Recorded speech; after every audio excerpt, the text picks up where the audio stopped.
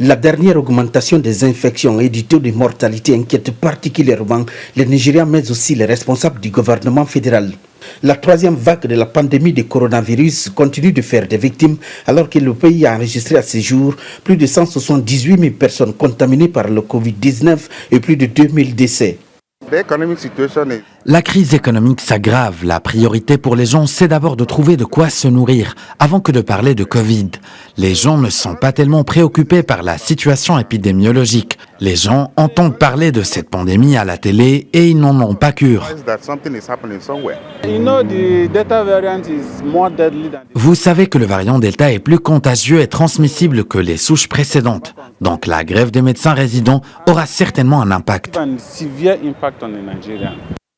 La flambée des infections et le taux de mortalité préoccupent les experts de la santé qui appellent les Nigériens à respecter les protocoles sanitaires. Avec un nombre de cas actifs au Nigeria, les hôpitaux de tout le pays sont soumis à de fortes pressions au moment où la grève nationale en cours lancée par le syndicat des médecins résidents se prolonge. Si nous ne recevons pas nos salaires, nous ne travaillerons pas. Nous ne sommes pas couverts par l'assurance maladie. Ce n'est pas acceptable. Du coup, nous ne sommes pas physiquement à l'aise pour assumer cette responsabilité.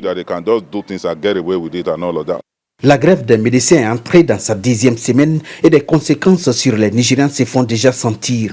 De nombreux Nigérians craignent un retour au confinement si le nombre d'infections observées actuellement n'est pas revu à la baisse. Nous avons vraiment peur parce qu'il annonce un nouveau confinement. L'économie du pays sera affectée. Pour certains, trouver de quoi se nourrir deviendra une vraie gageure.